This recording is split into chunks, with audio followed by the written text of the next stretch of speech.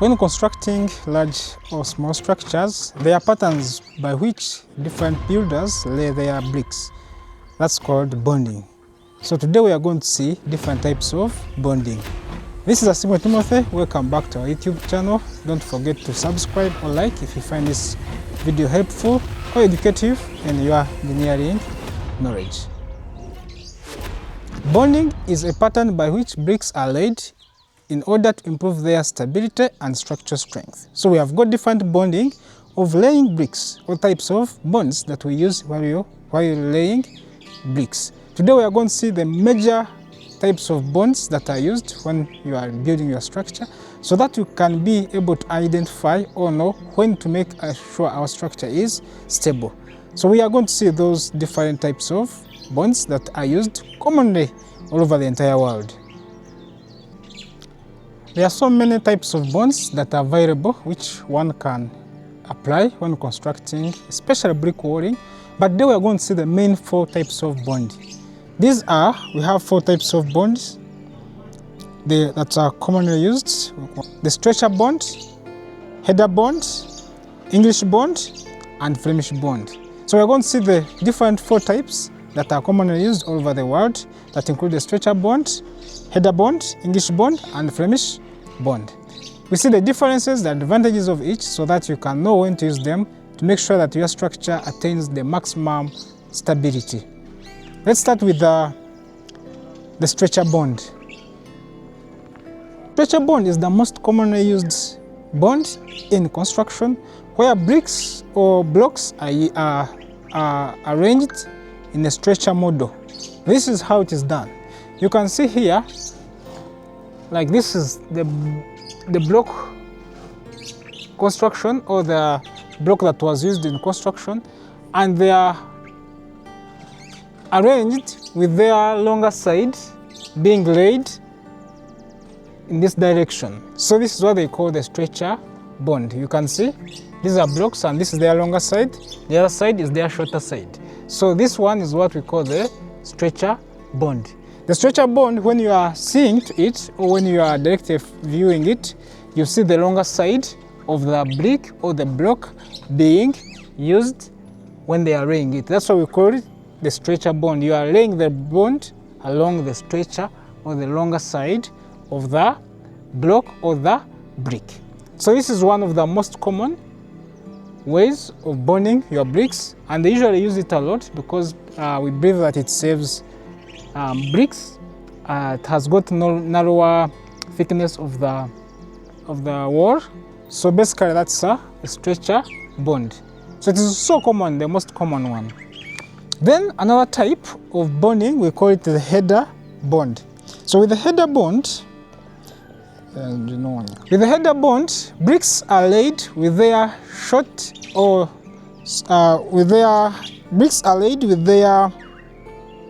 short ends facing outside. So with the header bond, you are seeing the short sides or the short ends of the brick when it is facing you directly. Here with the stretcher, we saw that you see the longer side, which is the stretcher side, maybe the longer side facing you. But here it is, for example, with this, you are seeing this is this block. This is a shorter size or the shorter end of the brick facing you. So it is easier for you to know that this is a header bond. It is one of the other common bonds that are used there. So these shorter ends is what you see. The shorter ends is what you see. The shorter ends is what you see. So they are facing you. So when we are differentiating the header and the stretcher, we usually see is the longer side facing you or the shorter end of the brick facing you. If the longer side is facing you, it simply means this brick or the block has been laid in stretcher. If the shorter end of the brick is facing you, it means that this brick or block has been set in the header. So those are the 2 main common ones when you are building your structure. Type of bonding. The 3rd type of bonding is called the English bond. The English bond is the most common, strongest bond that can be applied if you want to increase the strength of the wall. With the English bond, you have a stretcher and a header bond combined during construction. What you do, you have different laws for alternating for a stretcher bond and also a header bond combined in one wall. And it is regarded as one of the strongest types of bonds that can be applied. We usually apply them on structural walls. There are walls which are structural. We have what we call load-bearing walls and non-load-bearing walls. With the load-bearing walls, these walls can be able to ascertain some levels of carrying certain loads. The non-bearing walls, they're more of partition walls, they can't carry loads. If you subject any wall, any loading to those walls, they just have cracks in them. But with the structural walls, we usually prefer mixing a header bond and a stretcher bond to increase their strength and stability for carrying loads. So with the last type of bonding, we call it a Flemish bond. This one, each course has alternating stretcher and header bond.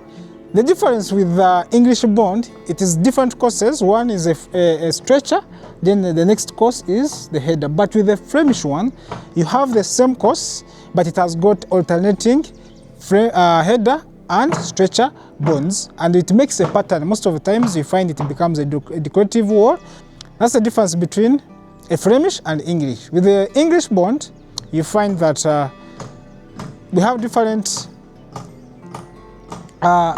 courses of stretcher and header. Yet with Flemish, you have got one course which has got both headers and also stretchers combined in the same course. So those are the 4 types of bonding that are commonly used in engineering. So what happens is many people find a problem in combination or setting out structures. You find that someone sets out a structure and it is detached. They are what we call half butts, they are what we call closers, which help you in making sure that your bonds do not become direct joints. Many people use what they call direct joints. Those who have not maybe gone to technical schools to know how to bond their blocks. If you make a direct joint, we call it stacking the bricks. It simply means if there's any load applied to the structure or to the wall, it is just going to crack. A direct joint, it is where you lay bricks directly without any bond that you are following. So it means that that joint is going to be weak. If it is a corner, it can easily separate. So you have to avoid that. Then another thing, there is the combination. If you are setting out your structure from the plinth, this is the plinth walling. As you are going to use blocks, there are 2 methodologies that you can use to start setting out. Some people first set out a layer of clay bricks before using blocks. Reason is clay bricks have got high infiltration for water, so that is one way of stopping water from lower levels to penetrate to blocks. So we usually set that first clay brick as one methodology. Another methodology, which is also key, which also works, is you can also first use what they call an APC layer. This is an APC. An APC is the first layer you put, and you put waterproof in it. So here they laid a 50mm thick APC all throughout the structure to ensure that you set out your walls. And here you use alternating bonds. Here we use the stretcher, but as you end, you put a half butt or a closer to ensure that your brick does not make what they call a direct joint. A direct joint is where you find you organize your bricks and they are all moving at the same intervals. When they move at that, it becomes stacking, and stacking is just weakening all the joints. So this is how we used this. So if you don't use a clay brick which has high infiltration for water, does not easily allow water to go through it, please always use an APC, which is waterproofed. You put in a waterproof in the APC, then that's when you put there the DPM, then you can set. Either way, it is also doing the same effective use of not allowing water from here to going up. That's why some houses you find these walls become a bit wet and you cannot paint them and they come out so well. Why? You find that it is water from the plinth walling is just penetrating directly to the upper levels of the structure. So that is about bonding. So we are going to demonstrate a bit, possibly how they are done with bricks, then we see.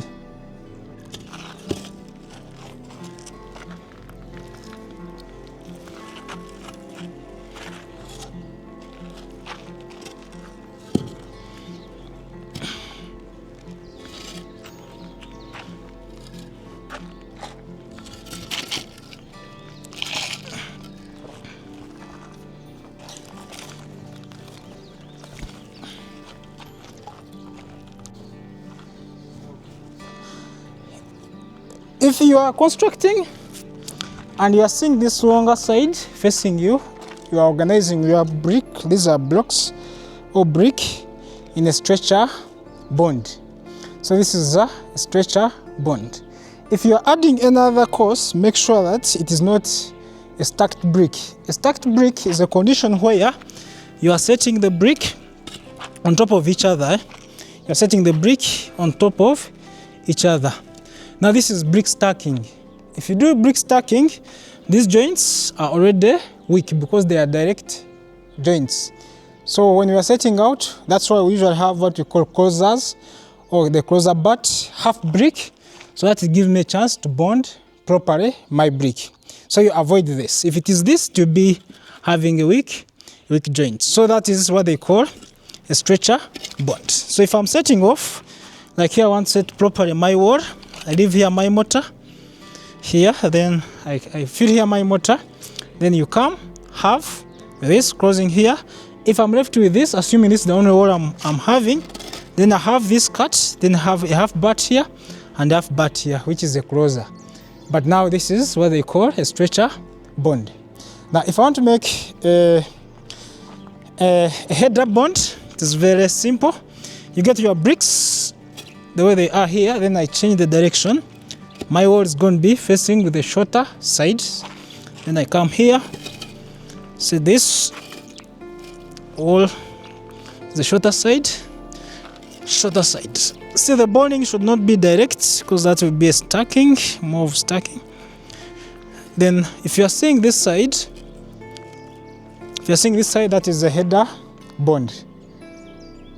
Because now this is the shorter side of the brick you are seeing. So if you are focusing from the front view and you see the smaller size of the bricks, that's a header what? Header bond. So this is how we do header bond. Then the other two common ones, it is a English bond and a Flemish bond. With the English bond, you have got a course of stretcher bonds. And this one, it increases it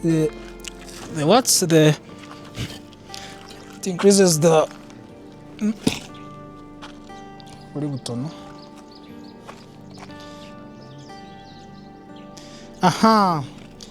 this is now a combination. We can have this with a stretcher. We are going to talk of English bond. With the English bond, you have got one. This is the line of stretcher bond, how they organize these blocks. Then here they put a line of header bonds. Then on top they put a line of a stretcher bond. This is what they call an English bond. You alternate courses of stretcher bond, header bond, stretcher bond. It is the strongest type of bonding, and we use it on load-bearing walls. Load-bearing walls can ascertain some loads. So this is one of the strongest. That's why you can even stand on this. Then with Flemish, you have got one course like this. Then you find, I can stack some blocks here.